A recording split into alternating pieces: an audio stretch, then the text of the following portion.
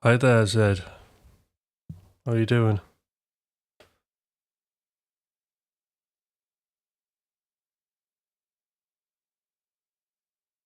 All right. Coffee. Where is it? Uh, that's my phone. Right.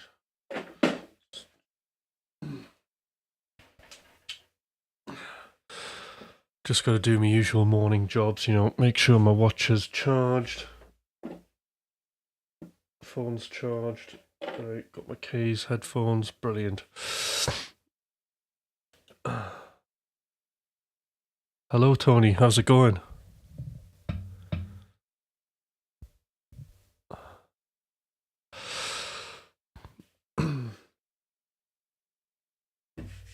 Well, what a week it's been. So that's been my first week back to the regime.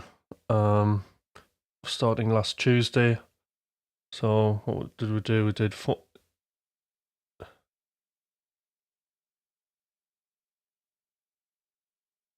We've not slept. Wow. Hi, Sean.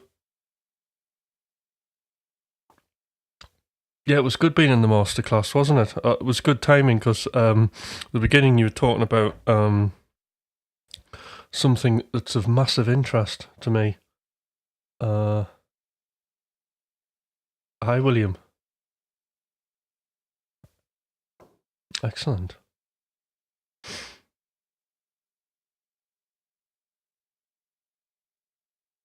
Yeah, so it was really good, wasn't it? The masterclass talking about. So really, like, there's two things I'm really interested in: creative process, and then this whole thing of which is part of the creative, and then the whole idea of the confidence, ego, oneself, or self oneself too. Hi, James. It's just brilliant to hear people actually talking about that because it's something that isn't really talked about that much yet. There is stuff. There is help at hand. And I remember the story of when we're talking about self and ego.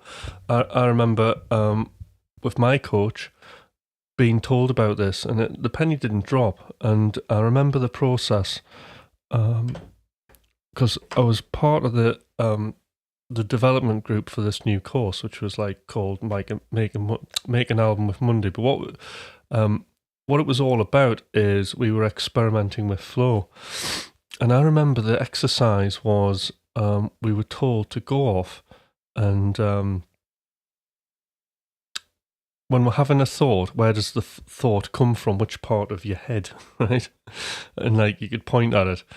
But actually, what it was about was if you're aware of these thoughts that are actually in your head, right? Or this kind of inner critical voice. If you're hearing it in your head, that isn't you. It's a separate voice, okay? But the person who hears it, right, that's actually you. And then that kind of blew my mind because that person who is you is the self too. And the self too, which I talk about, is not the ego, it's the performance self. It's the self that has the limitless possibilities. So I always give the example of playing a gig. You go on stage and at first you'll feel first song's the critical self, isn't it? What you're doing this for? Oh, you're going to kind of mess up. You'll probably bend out of tune, whatever.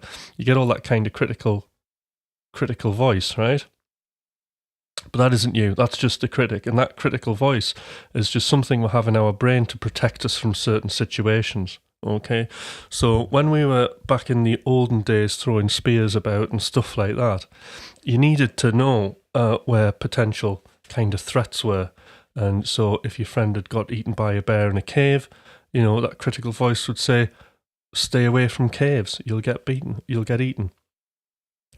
Also, with our brains are still programmed into this tribe mentality.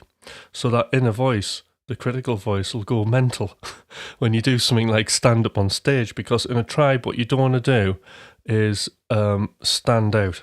Okay. Hi, Des. You don't want to stand out, because if back in the day, if you got kicked out of the tribe, that would mean certain death because you had no protection. And our, since then, our brains haven't really evolved much from that. So we don't like to stick out. Okay. Hence, we have the critical voice, which is absolutely not as much use when we're doing music. I mean, it's useful, when we're talking to people. It's the thing that kind of controls our behavior, So when I'm on here, like, I behave in a certain way. If I talk to somebody really important, well, you guys are all important, obviously, I'll behave in a different way. When I talk to my child, it's a different way. And, a lot of this is controlled by the self one. But don't need any of that.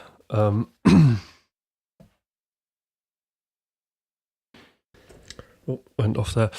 You don't need any of that when we're making music. What we need to be in music is in self 2.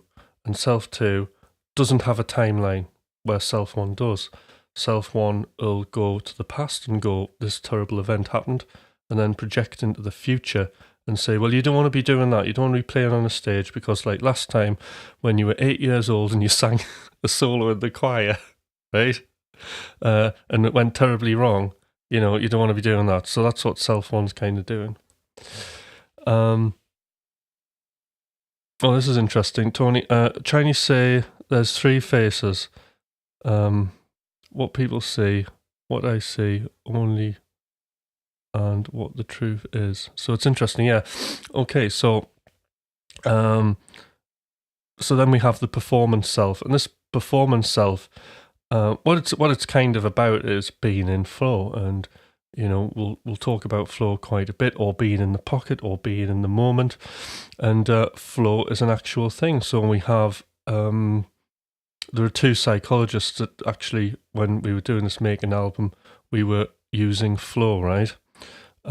Because when you're in flow and you're in performance mode, what you experience is, you almost feel superhuman, to be honest. So when it's going really, really well, you're not thinking about the consequences. You're just completely embodied in the moment.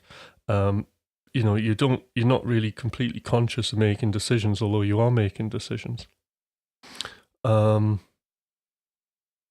Time dilates. So this is another thing about it. So time goes. The live on Saturday with Thomas, that really went quickly. Those jams we were having were over in seconds. And that's because I was in flow. And obviously there's a lot of research done on that. So there's 2 psychologists. One that really are sort of study this and are on it.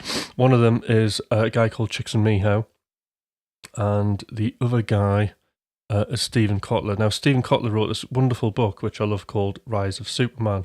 And it's a psychological study and really fun stories. It's quite a fun read. It's not like heavy like the Csikszentmihalyi stuff is.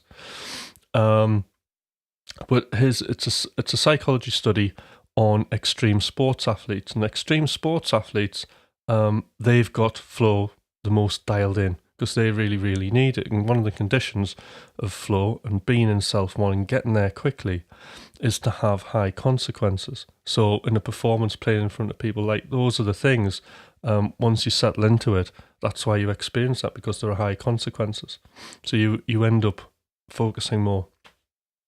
So extreme sports athletes, if you're jumping out of an aeroplane, right?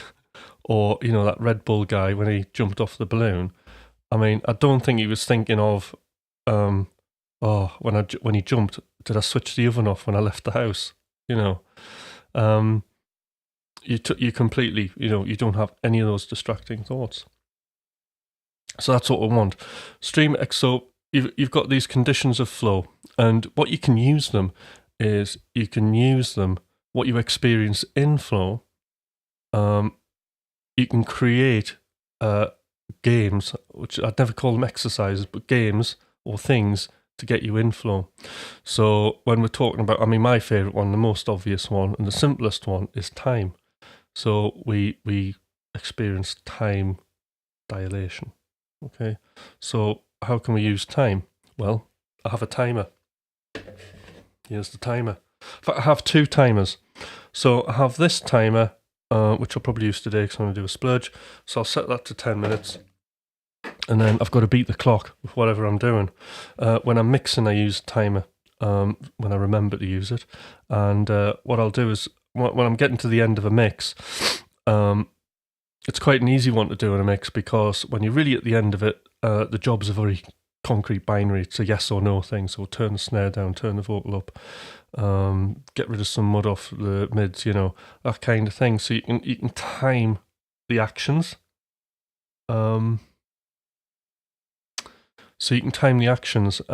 Which is great. So, you give yourself 2 minutes, 5 minutes, whatever you think it's going to take, and you just keep setting the timer, and it really powers you through a session. The other thing I use is, and you've probably seen this before, is I've used this for ages, this metronome. And what I like about it is because you can do intervals. I'm hoping all the guitarists here have got this, because it's brilliant. So I have 2 metronomes, right? When we're measuring time, I have this one, which I love, right? Because I can watch the pointer. I get hypnotized. So when I'm just practicing a general lick, I'll kind of do that and try and lock it into time. And I'll have that running. And then when I really want to do sort of more kind of practiced interval, really focused stuff, I use this. And the cool thing about this is you have these, you have these numbers at the bottom. So I hope you can see that.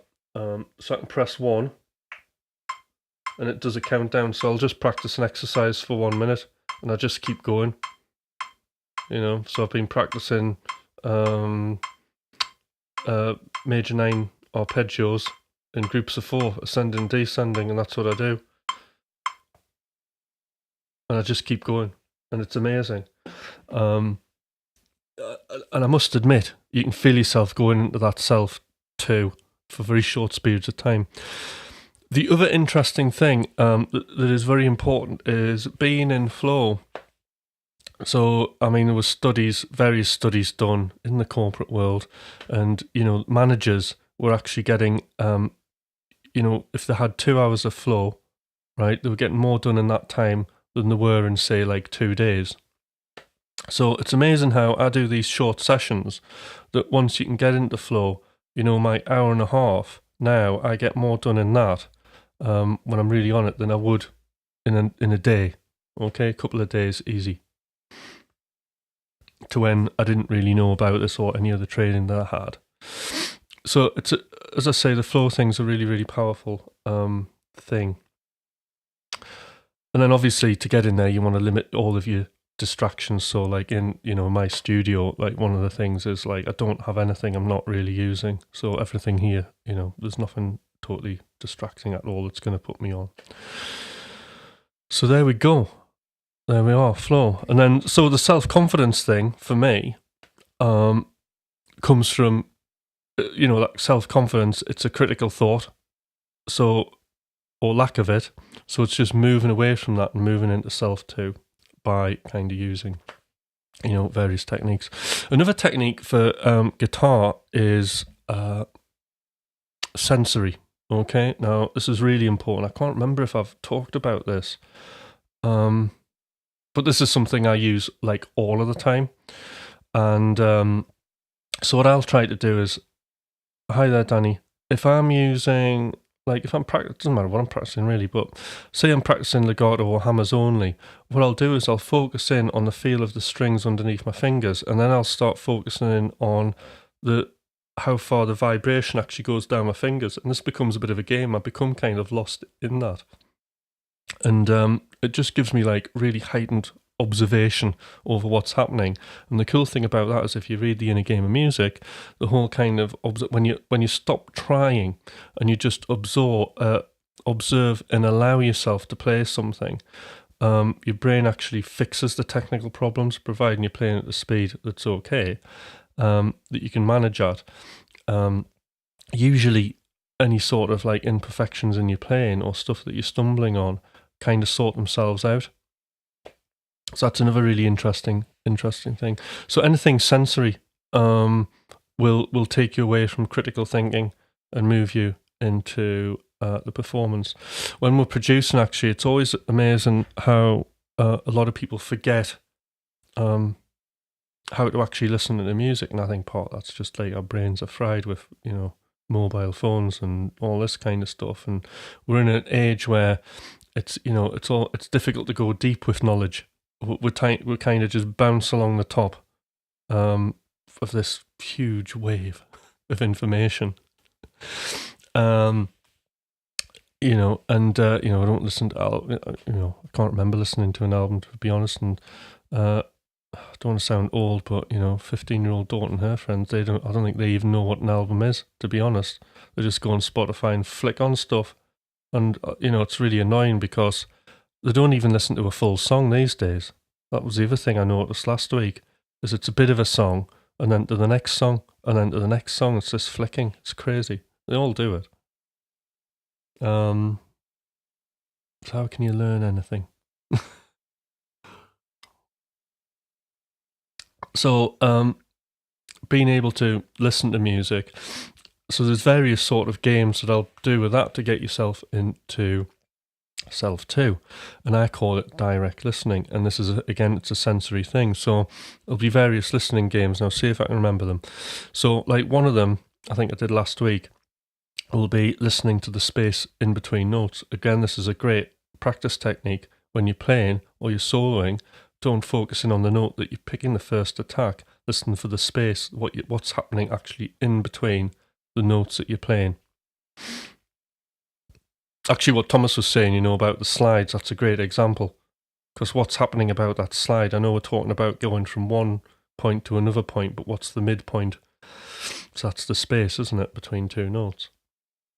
And then there's also listening to the space, but the actual space where the music is. And it becomes a really cool game, and you start getting absorbed into listening. So that's a good one.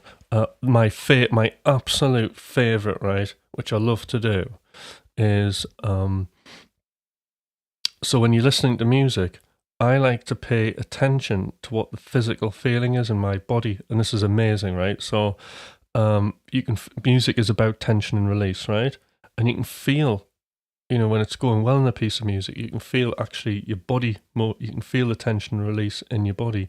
And that's just a great way to like listen to your own music to see if it's working, to see if, what we call it is so when I have a piece of music, there are various areas that I give different names to. So we'll have something like the purpose is the story or the emotional journey between sections. The arc is the structure. And then within that we have atmosphere and hook. So when we're listening to that piece of music, yes, it's just listening to like how those sections and what the tension and release is like. So listen to the music, but just noticing what's happening in your body is a brilliant thing.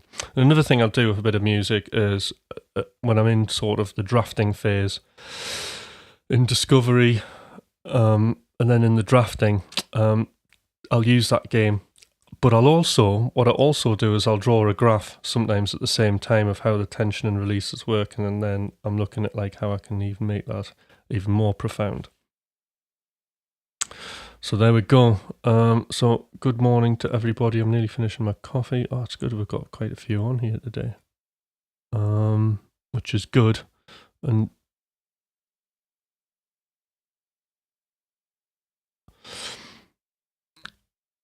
any tips on how I can finish a song?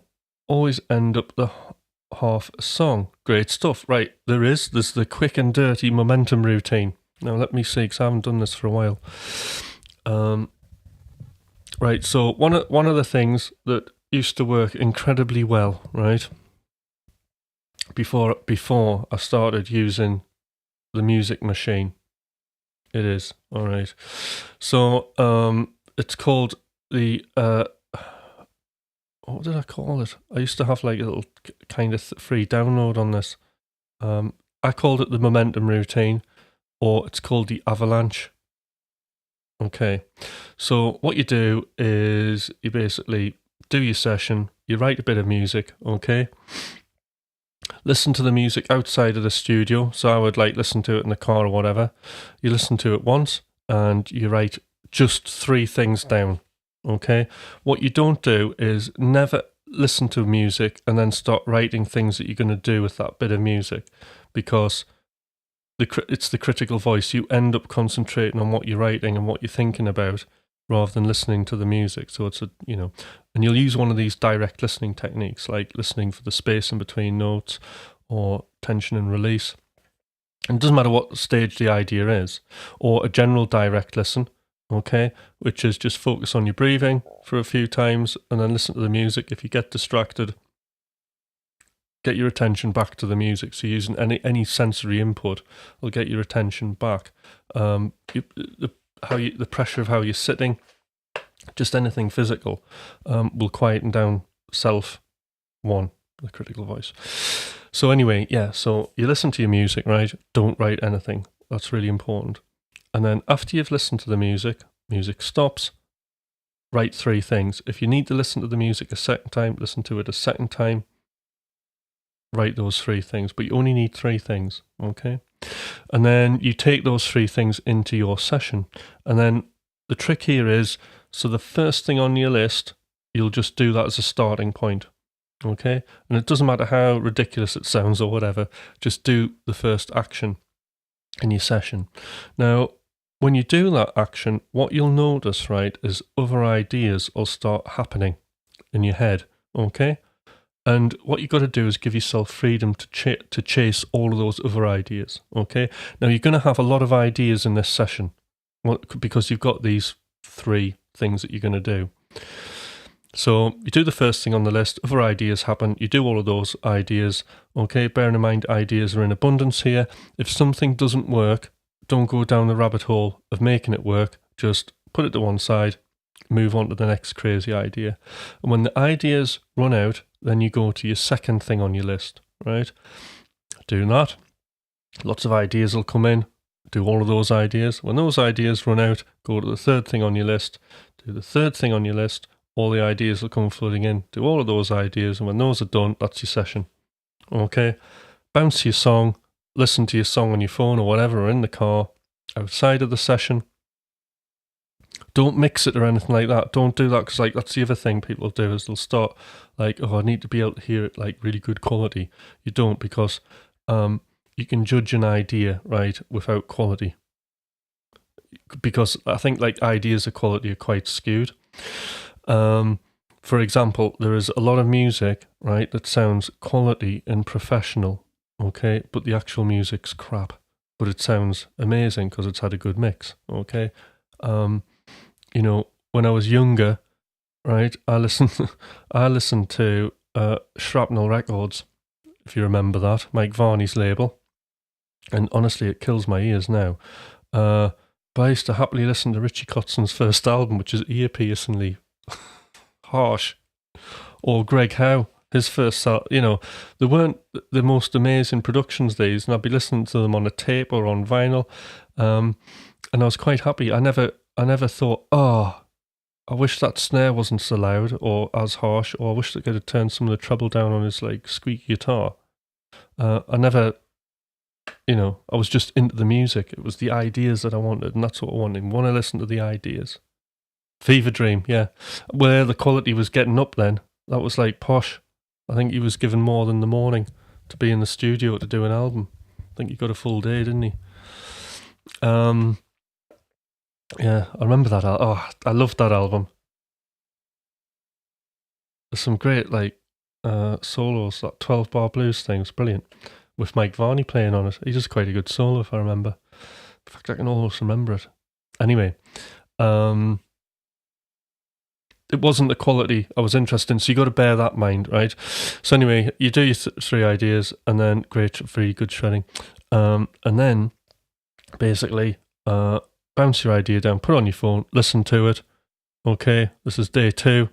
Write 3 things down. Okay, go back in the studio, and you'll have a track done in a week if you just keep doing that with one session. And your session's just as long as it takes you to do your 3 things, really.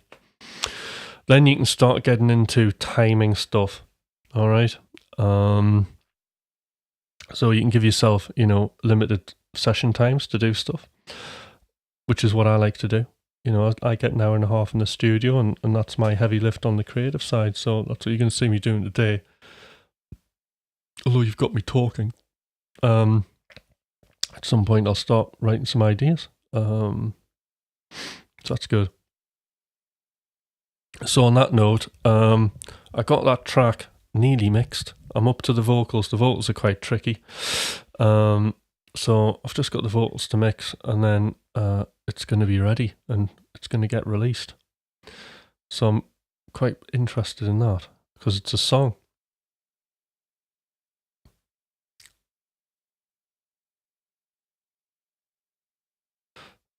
She gives you studio time. Well, I think that's very good because there are limitations, right?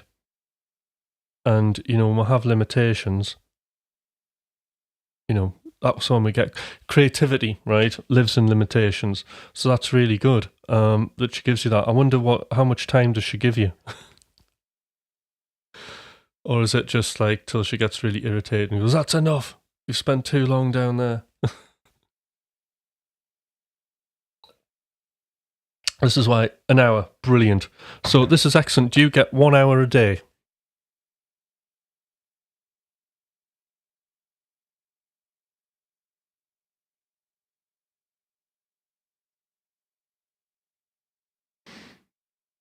Because if you get right, okay, Danny. So I'm going to do a bit of coaching now. So this is brilliant. So the first thing to understand here is an hour is a loads and loads and loads of time, isn't it? Okay, so you know, you've got 7 hours a week. 7 hours a week, you know, times that by a month. It goes very fast. Of course it does, because you know you're in the moment.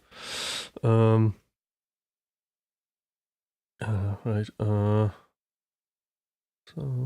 I'll just roughly do the calculations here. All right. So you got like 28 hours a month. Okay, so how many pieces of music can you make in 336 hours a year? That's loads. Yeah, minimum viable commitment. Sean's got it. Yes. So we have the MVC, minimum viable commitment.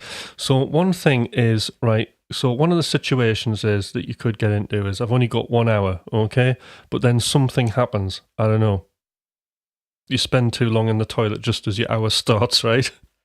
And it's now like 40 minutes, okay? What do? Do you go, all right, I'm not going to do my studio session because I haven't got an hour? It's a minimum viable commitment. So, yeah, so you'll have your hour. So, but first thing is to do is set yourself a minimum viable commitment. The amount of time you can spend creating music in the studio for the rest of your life, and you can't miss a day. It's like as if your life depended on it. Okay, so I'll just cut to the chase on this one. So my minimum viable commitments, or it's actually been down to 5 minutes. Okay, I'm up to 15 at the minute. So there have been times where it's actually dropped down to 5. Now, the reason it's so low is I can always do something creative. If it's picking a guitar, recording something on Voices on a phone, or using a phone app, I can do that. Now, why am I doing that? Because it keeps that creative muscle in the game, and it keeps it exercised. That's the first thing. But the most important thing is, in your scenario, if you fall short of an hour, okay, what that means is there's always a point in doing music. You can always do something as long as you're prepared for it in 5 minutes, 15 minutes, half an hour. So that's the very first thing, in case that kind of sort of happens. Then the next thing for your hour is just really what we've been talking about, is starting an idea and then using this avalanche technique. So you're always going in that hour with a plan of 3 things to do.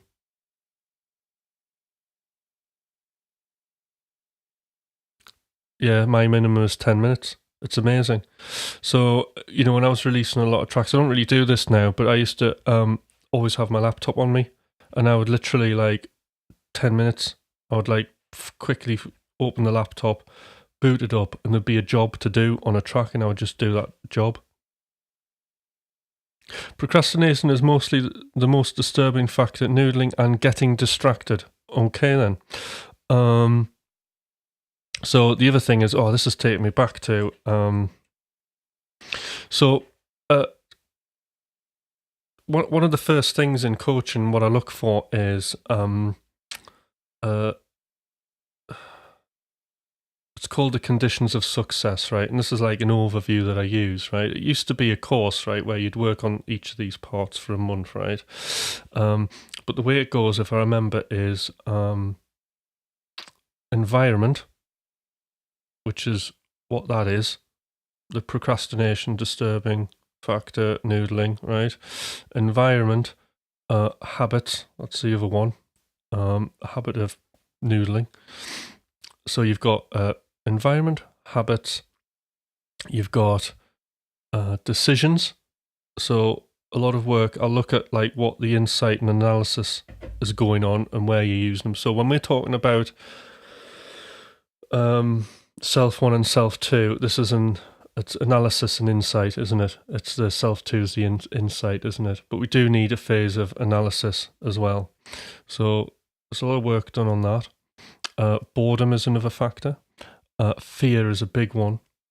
And then understanding your community, because when you release things, especially when you get to the end of a project, procrastinating can kick in because it's self 1 protecting you from, getting kicked out of the tribe. When you mix a track, this is where a lot of procrastination can kind of happen, and people then start going into it's got to be perfect. And that really it's a form of procrastination. Okay. When you're mixing something, it's the final stages, it's that convergent thinking. And actually what you're doing is you're not mixing, okay? You're connecting your work to the outside world. That's how I think of it. You're connecting something for other people to consume. And you want it to be right. And that's where a lot of problems can happen there. And then the last thing, which I just put out the way, which in my coaching group now I am doing a bit of, right? And that's skills. And the reason I don't put like skills in the equation as much is because, right, the problem, well, I'll not say it's a problem, but the way things are at the moment, right, is YouTube is full of skill focus, okay? And for coaching, because it's an alternative form of education, okay? Like our education system's all about installing skills, isn't it? It's teachers that lift your head up and they're going, I'm going to tip this knowledge into your head and you're going to use it, right? When you're coaching somebody, what it's about is you find that everybody's got absolutely tons of skills, they're just not using them, or they're using them in a dysfunctional way.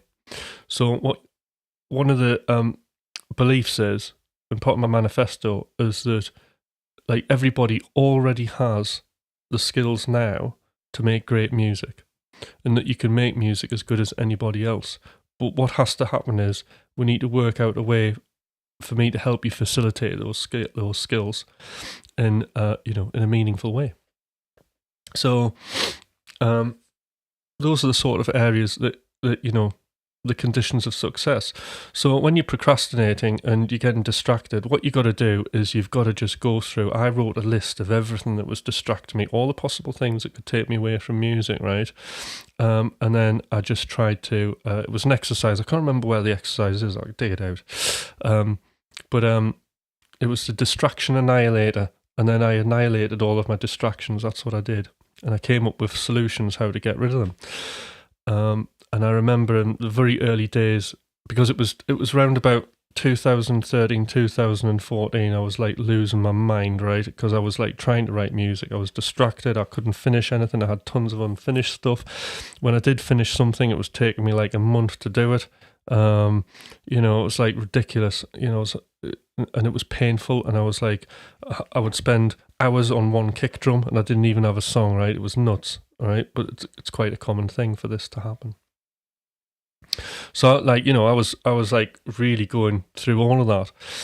And then you'll get distracted and then, and then things become really problematic. I mean, one thing with distractions is our brains are really, programmed for that. And there's sort of two areas to our brain. So when we think about it, I'm probably just going to lecture today, and not do any music. Probably because I'm not procrastinating. This is important. So when we think of our brains, right, we have when we're creating music, okay, we're using the front lobe of our brain. We're using the prefrontal cortex, right? Didn't expect to go in the brain. So we're using the prefrontal cortex, right? Now that's the least that's the least developed part of our brain, and the problem with it, right, is it's power hungry. It really it like tires you out when you're really using it. You're like, it's a proper muscle, isn't it? So when we're problem solving and all that kind of stuff, it's prefrontal cortex, okay? And but what it's doing is it's in competition with the older brain. Now, the older brain's brilliant because, if you're learning a new lick, right? If you think of it like this, right? Say you're learning a new lick, okay? Right, I'll come to that in a minute. Say you're learning a new lick, right? Or whatever, or a bit of theory, playing on guitar. It's all prefrontal cortex, and what you're trying to do is you want to get it into the older brain, because that's the unconscious brain. You don't want to be thinking about it, do you? Because we want to be in self one. So if you learn everything and you get it to a point where it's just like muscle memory and in the back of this head, in the old brain or in the spear chucking part of your brain, that's where you want that kind of information. So this is where we go to habits, right? Back to the habits. Sorry if I'm jumping about here. Is even in your studio, you can train yourself to do things in a habitual way, and effectively, what you're doing is you're trying to get things out of the thinking brain and into the automatic brain. So what I did for my habit, okay, and to get around distractions, is do my heavy creative lift in the mornings. This is exactly right why I get up at 5 o'clock in the morning and set up here and do this with you guys. It's because there's very little distractions and everybody in the house is perfectly fine not disturbing me. After this time in the morning, I'm fair game, right? I'm like everybody else, I can be sitting in here and I'll be left alone. And I might get like an hour or something, 2 hours, but it's on the understanding that I can be, that's it, Navy SEAL style. I can be disturbed at any point. Now, the problem with distractions is, and it's this conflict between the front and the back brain. I think Buddhists call it. They describe the brain as an elephant and a rider.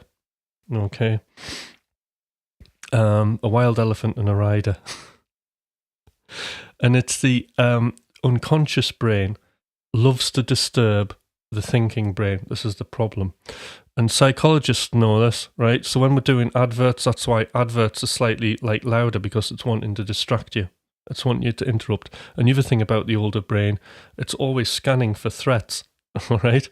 To alert your thinking brain to come on, you need to take action, you need to go that. Well, we don't need that when we're writing music, right? Because there's nothing that's going to jump out and eat us from a tree, okay? Which is where all this kind of brain development happened. And sadly, our brains haven't developed much since then.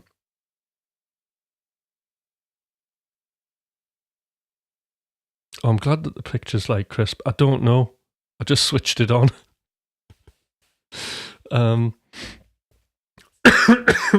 So, our prehistoric brain loves to disturb the modern brain. And of course, the modern brain, the prefrontal cortex, isn't very good with power. So if you have too many distractions, you get to a point where you just can't focus again. It's impossible. So you have to bear that in mind. Now, there's been various studies on productivity in offices, right? And apparently, if you have an hour of time, okay, if you answer an email, right, and it takes 5 minutes, it can take you up to 20 minutes to get back into that flow of where you were. So if you think about it, that's quite devastating. You're talking about it's going to take you 20 to 25 minutes of your hour to get back. So you're only getting 35 minutes of work in flow at your top of your maximum concentration. So there's some factors to bear in mind. So Danny, I also get lost in the door because of the way the recording sounds. It's never like other stuff I hear on YouTube, poor guitar, sound quality. Right. Okay. I mean, I would have to see what's actually kind of going on there. So, your recording sounds, okay, so your recording sounds going into the computer. You know, have you got a good quality audio interface? Would be the first thing. Are you using software only? Or are you making an amp or a guitar or something? So there's like a lot of factors that are kind of going on there.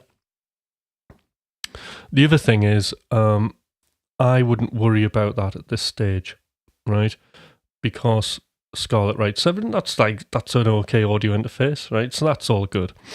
So what I would say is this, right? Don't worry about the quality.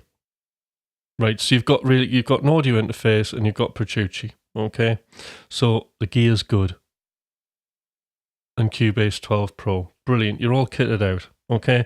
So you could do a track on that and some drums, brilliant, all done. You can even like tune your guitar down, pretend it's a bass, right? And even then, it'd be fine. Okay, so the quality's good. You've already got more gear than you need, right?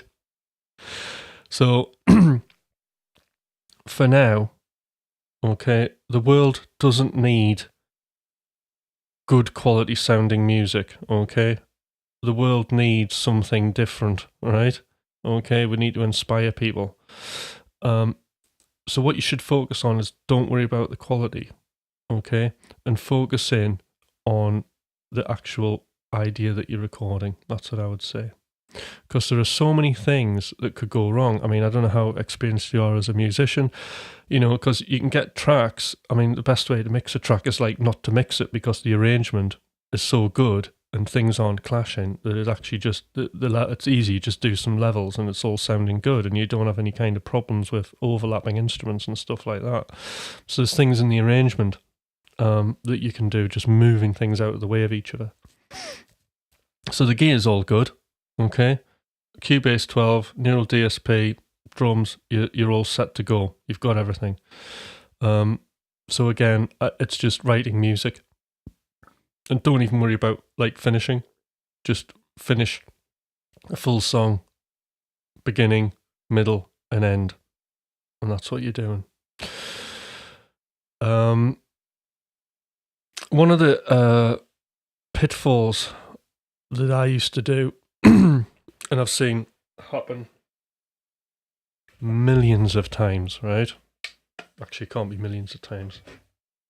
A few hundred, right? A common problem. It's coffee time already, isn't it?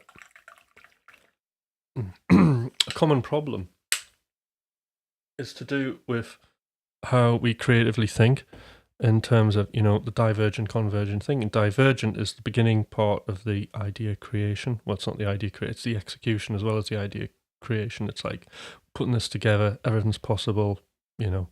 Convergent thinking is more like where the quality judgments can happen. Sorry, not quality judgments. Convergent thinking is where you'll start, it's the finishing process, it's the end, it's the doing the mix and all that kind of stuff, you know. And what people will do is they'll do this, right?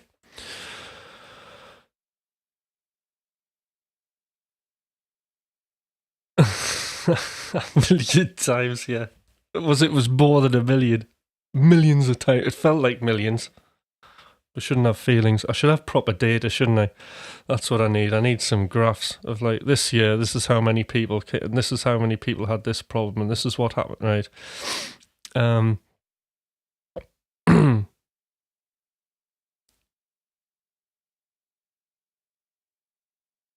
Yeah, do not exaggerate.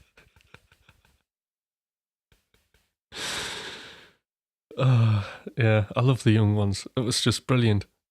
Anyway, I was talking about Neil's heavy concept album, Des.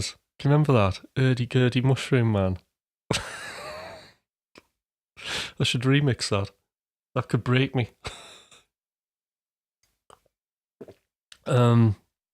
Anyway, what was I talking about? Oh yeah, so I've completely forgotten now. It was important. Oh yeah, so this is a scenario that happens, right? Loads. And I've done it. Okay. So you'll start working on a piece of music, right? Okay. And you get all your drums and you get your bass, and it's like, it's fine, Des. You're getting all your parts down and it sounds really good. Okay, and you've got 8 bars, 16 bars, and you've got it on a loop, and you're just adding stuff, and you're going, oh, this is sounding like absolutely amazing, right? And then what you start doing is you start mixing it. Now, what's actually happening there is, and you end up with like this really good sounding 16 bars, but that's all you have. You don't have a finished song, but you have this really good professional sounding 16 8-bar loop. Now, what happens there is there's a conflict between divergent thinking and the convergent thinking. And the symptoms of this is you can't finish it because you get this really tight, anxious feeling because you go, oh, this loop now, this music is so perfect. I'm going to have to be dead careful. I can only do little moves because I don't want to ruin it, okay? I used to get this all the time. And it just slows you down. And then what happens is you go into the trap of over-listening. And it doesn't matter how amazing your piece of music is, right? You're on a time limit. It's like concrete. It's going to set in your head and you're going to hate it, right? If you listen to it too many times, it's going to be really difficult for you to make judgments on it, okay? It's the conflict between the convergent and divergent thinking. And the best way to describe this is in that situation where you're trying to write something and make it perfect, not that we have perfection. It's like accelerating and braking at the same time. It just doesn't work, okay? So what we want to do is when we're writing our music, we're accelerating. The foot goes flat to the floor and we don't go anywhere near the brake, okay? We're not worried about wrong notes, anything like that. We just want the idea down. You want to be buzzing, you want the vibe, you want to catch the emotion, right? Not worried about mistakes, spontaneity. We want all of the crazy ideas down. It's additive process. Want to capture everything so we've got more options. And then as we go into the convergent phase, it's not just the mixing, but it's also the editing as well. Then we can kind of start because we've got more raw material, then we can start knocking things into shape. So, there's a hole in my shoe and it's letting in water. That was it, Des.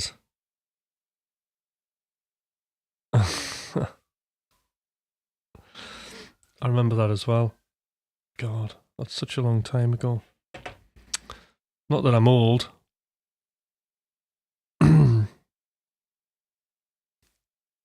Right, so the camera. I'm really glad that the camera and everything's looking crisp. Because I'm never really sure what I'm doing. But it's the same camera.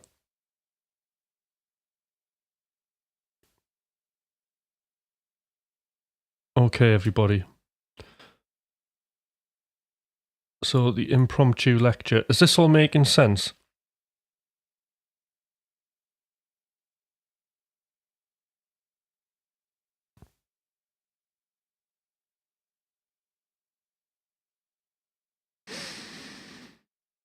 Any tips on how to get matching drum sounds for the guitar parts? Usually end up with a standard beat. Oh, good. Thank you, Sean. So, again, any tips on how to get matching drum sounds for guitar parts? So, the problem with that is it's a quality judgment, isn't it, Danny?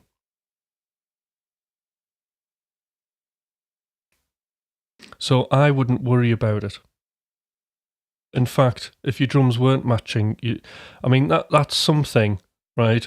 If somebody else had heard that, I don't think they'll think, like, those drums don't match that guitar. Okay, I think that's like a bit of internal thinking that's going on. So to give you a little bit on that is I used to spend, when I was doing all my dance music, before I got coached, loops or pro, I don't care. I'll go for anything. I'm not bothered. Because just by making a beat is a move forward. So if I start from drums, all right, I'll write some drums. I'll grab whatever sounds I think, okay. Sometimes I use a standard kit. But because you're playing and writing to that music, the music that you're writing to those drums is going to fit. And I wouldn't worry about tuning your drums as well. Okay, people used to go, "Oh, tune all of your drums; it fits much tighter in the mix." It doesn't, because what you do is you can make things go out of phase, and then you lose your low end and all sorts of problems. There's Easy Drummer has 3 new features that can listen to your riff and suggest drum beats from its library. So there you go. You can put the responsibility onto Easy Drummer. So AI is a big thing, isn't it? So you can use AI. But back in the day, I wouldn't necessarily go for that. But what I would do, okay, is start with your drums, write your drums. Don't worry about the quality of whatever's going on. Just write a beat, okay, that you can groove to, and then start writing your music to that beat. And what you'll find is your music will fit with those drums. And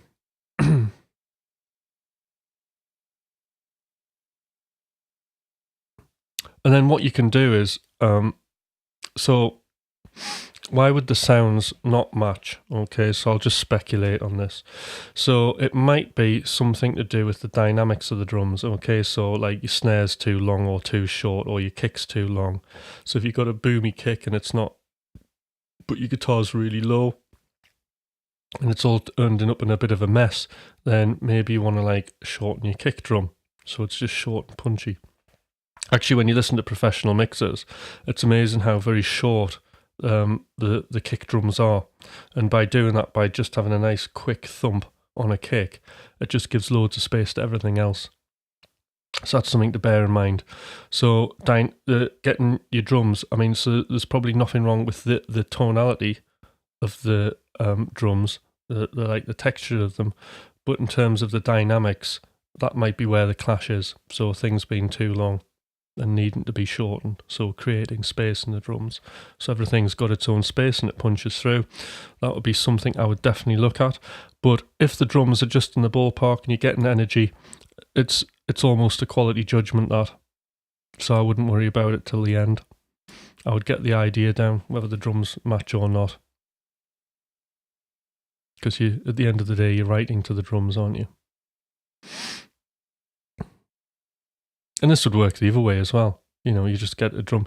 So this is a really good tip. So the other thing about drums matching, okay, so sort of at a more like lower level, what that is, yeah.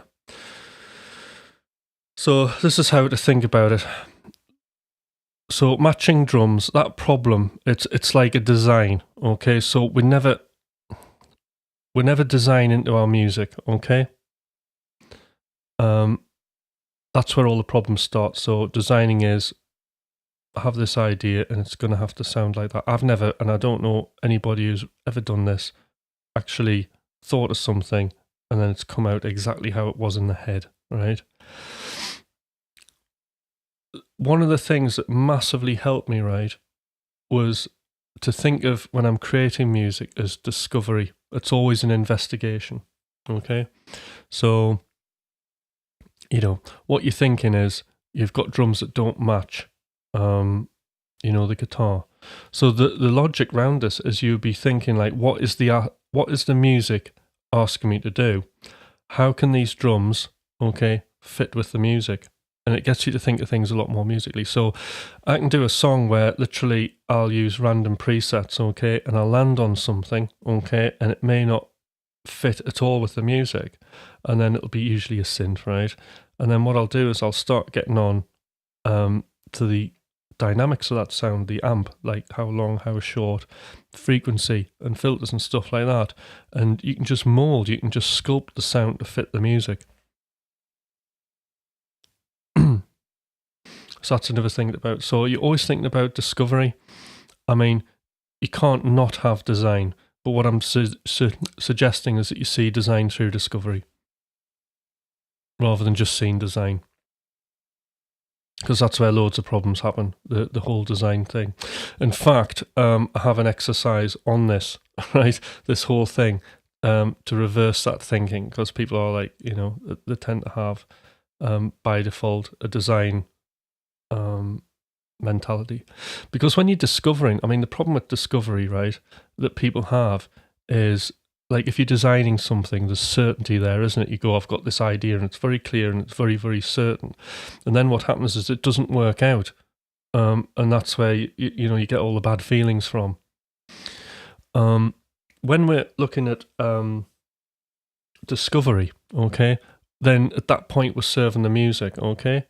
The only thing that you've got to get used to, right, and just accept as a fact of life, okay, and it's what excites me about music, is that as producers and as musicians, it's absolutely vital, okay, that we embrace uncertainty. Doesn't matter what you do, right? There's always going to be a phase of uncertainty. But in that uncertainty, right, okay, there's what you're looking for. There's uniqueness, So bear that one in mind. On the other side of that, there are plenty of things that we can make certain. So one of the major things that I have is the machine, the music machine.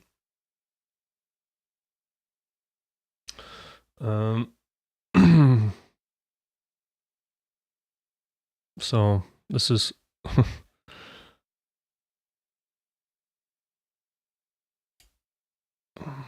so we've all seen the machine, which is this, I think, and it's Trello, and it's a load of columns. There we go. It starts here at splurge, so I'll quickly blast through it. What this machine is doing, actually, it's kind of tracking.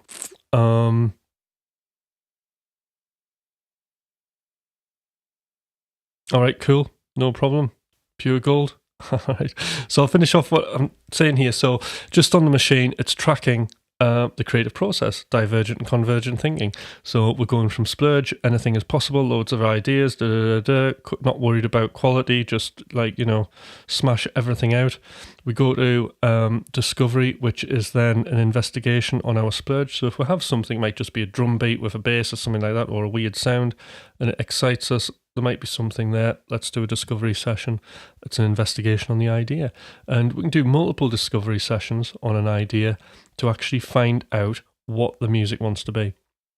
And then we move over, once we have an idea of what the possible sections are, so you might not have you most likely won't have a structure, but you'll have a verse bit, or different energies or different emotions.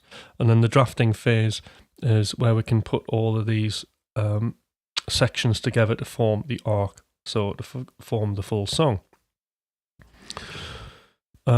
Providing that goes okay, then we go into done, and done is, and this is we're still divergent thinking here, actually.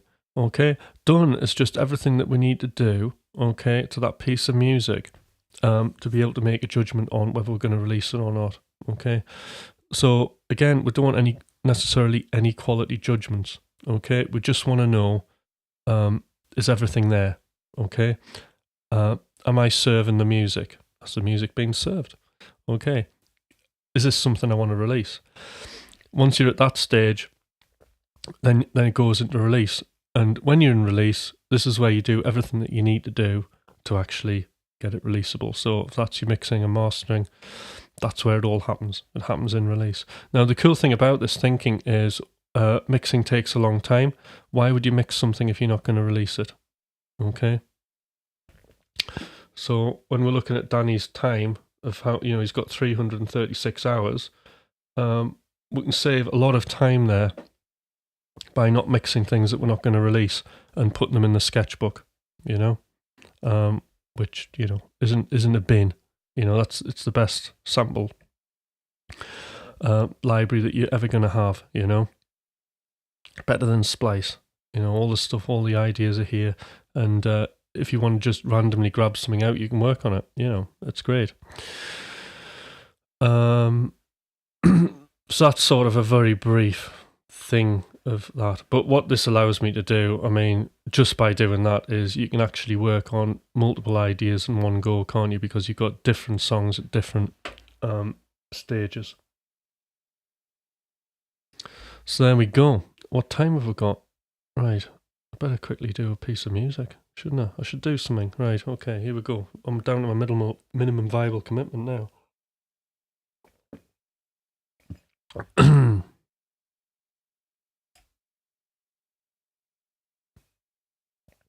Yeah, it is. It's going to come down. Do I have a template? Of course I have a template, Ryan. I have a whole system for template design. Okay. So again, when people, because I've got to plug the business, right? When people come onto the coaching group, I start them off with a system of how to create their template and develop them. God, I'm not going to get this, but I'm going to have to answer this, right? So the thing you got to think about with templates, right? Okay,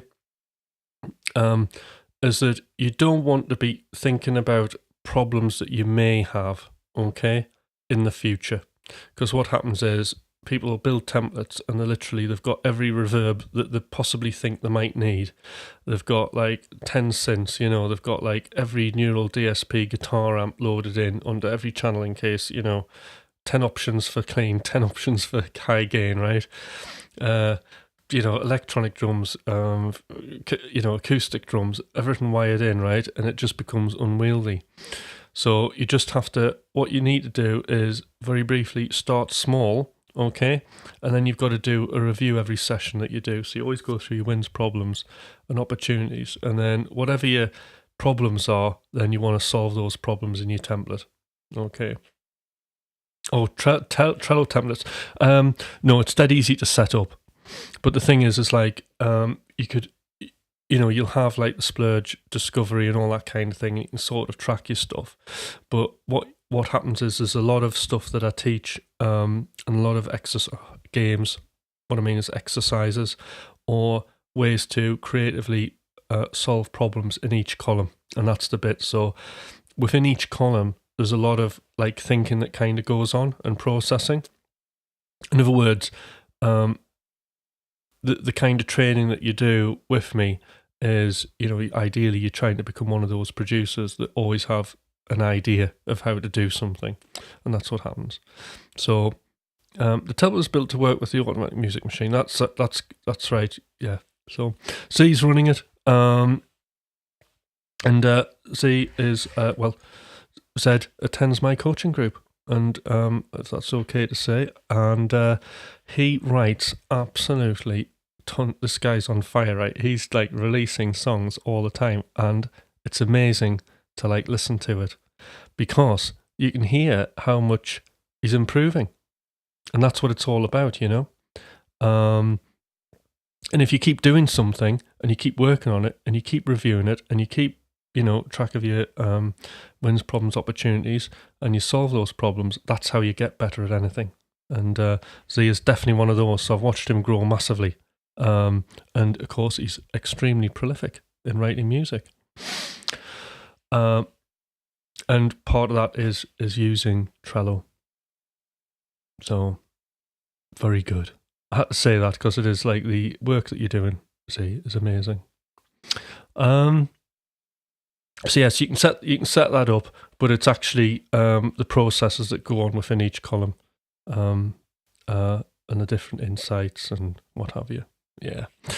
Okay. Now I'm really under pressure. So 10 minutes. Here we go.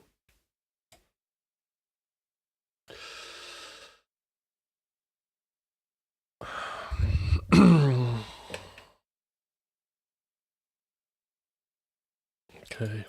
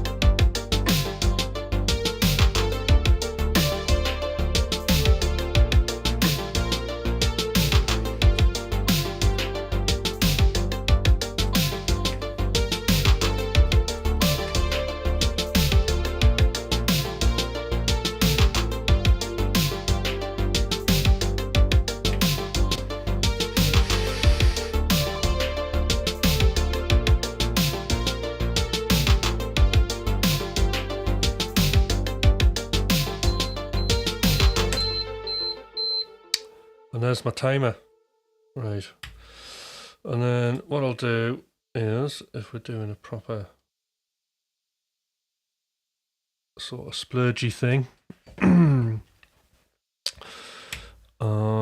is I'm going to just record it in here and then do a visual arrangement.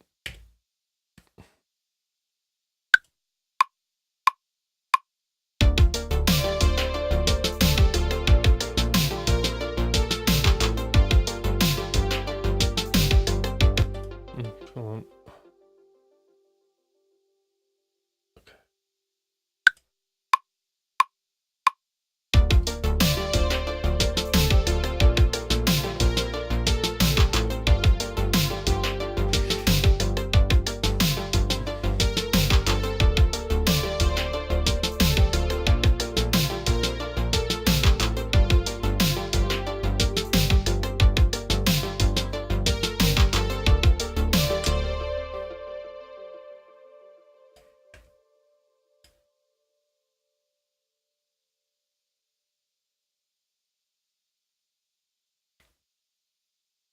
Right, wondering where my drums have gone.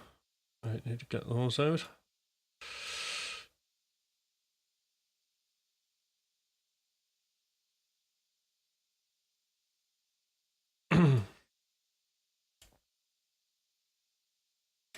So really, in its purest form of splurging,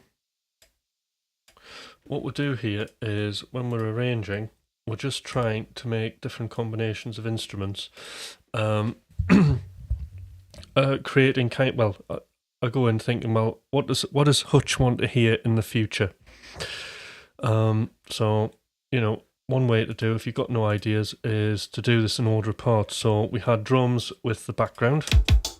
So that's a good way to start. Then what happened? We had a bass. But I think what we'll do is, with the bass, I'm just going to let that ride around the first root note. Because I want to hear that. Then we can go into the progression.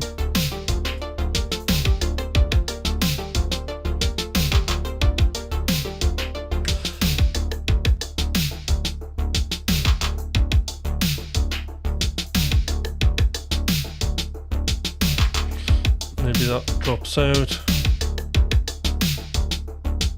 And then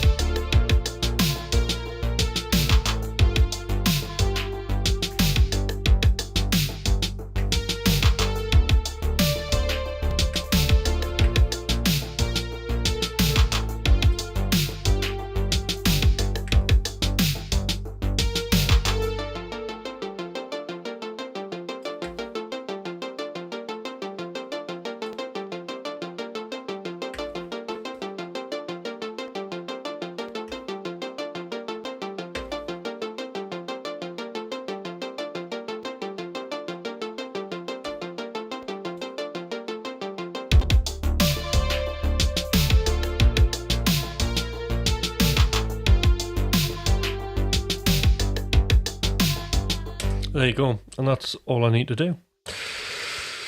And then we'll save it, think of a name. God, this is the thing, I'm like really bad at names and I should do something about this. Alright,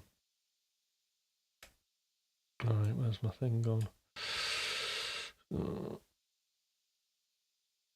Tracks, no, projects, machine, in progress, splurge, oh, hold on.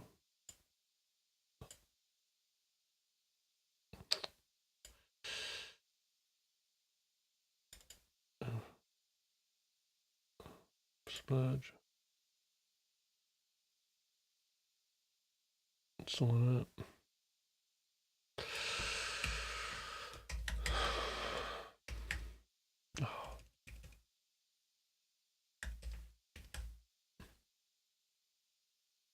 Right, and there we go. And that nicely leaves him with 5 minutes. On the subject of Trello, it's just a project management software, so you can use it with whatever system that you're using. There we go. And there's a free version.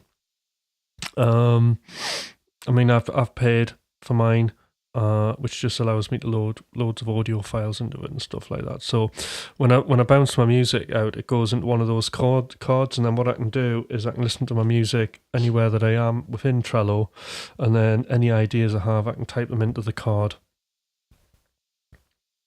So, which is brilliant because it means all of my critical thinking is outside of the studio, leaving the studio purely for performance.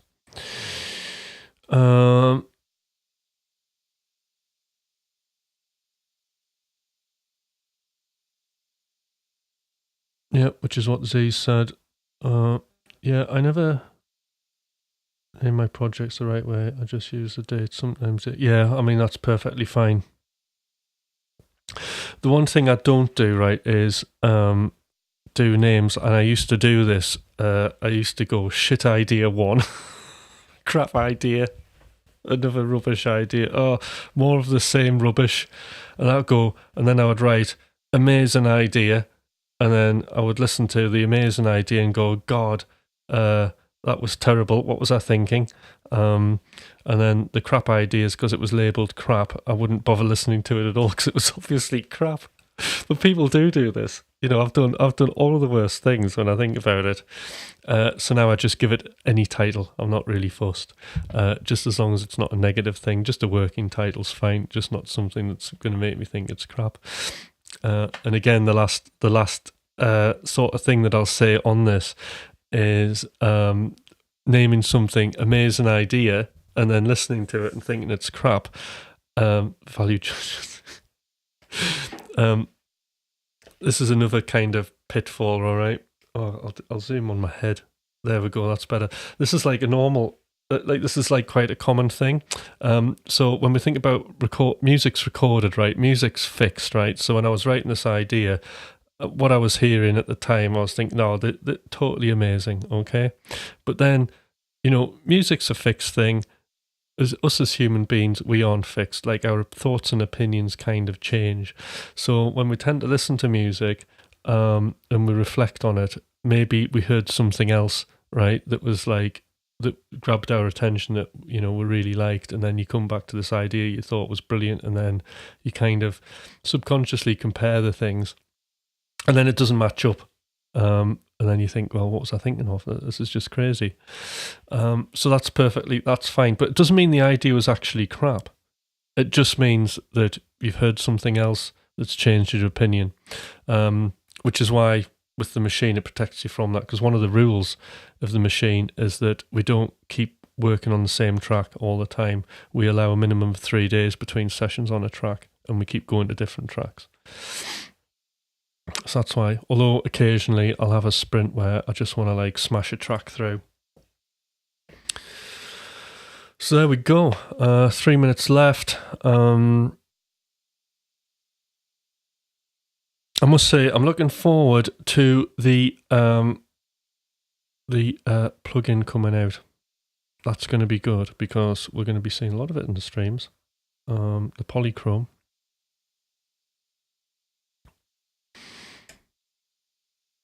Which, to me, is a tool.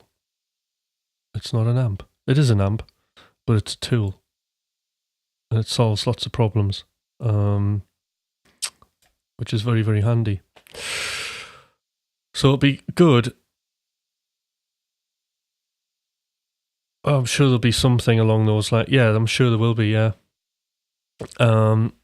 But yes, so I mean the thing with me, I think it's something that I'll be able to confidently use in a session.